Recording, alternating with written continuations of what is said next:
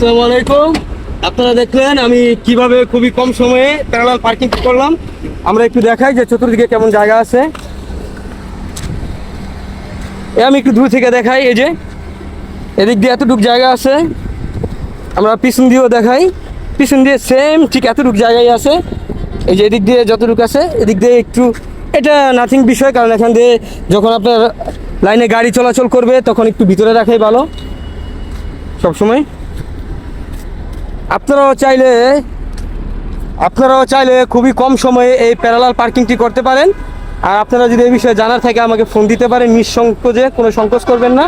কারণ ভাই আমি চাই যে সবাই ভালো মতো শিখুক, যে ইন্টারন্যাশনাল পার্কিংগুলো আছে এটি সবাই ভালো মতো শিখুক।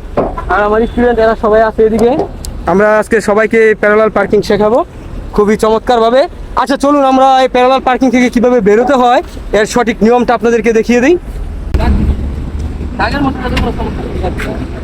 লাইন যাতে কাজ না হয়, হ্যাঁ পিছনে যাও।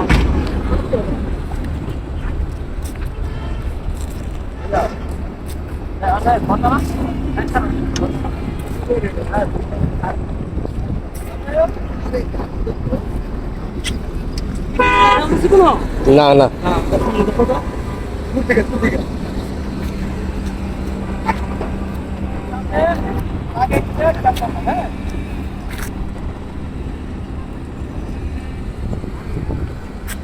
না অফ করে দেবো।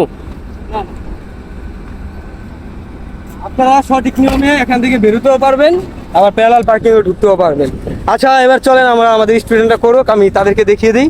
আমার এই ভিডিওটি আপনারা বেশি বেশি শেয়ার করবেন, সবার কাছে পৌঁছে দিবেন, এবং আপনারা যারা যারা শিখতে চান আমাকে ফোন দিন, আমি কিভাবে করতে হয় সেটা ফোনে হলো